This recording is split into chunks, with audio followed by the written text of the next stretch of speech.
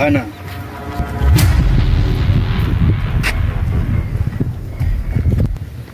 Nimekuja uje unipe majibu ya maswali nitakayokuuliza.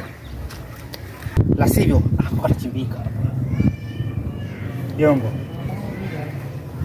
sikia nikwambie. Wewe ni mtoto wa juzi tena sana. Hawezi kunitishia.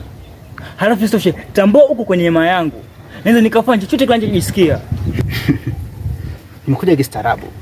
Na kwa nini ukaamua kumdanganya kakaangu na kuoneza habari za uongo eti shangazi ni mchawi? Na hii kutosha mkala pesa. Pesa?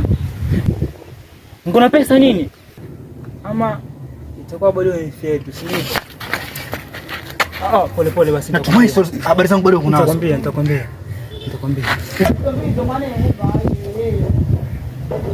Mwanangu, ilikuwa hivi mwanangu.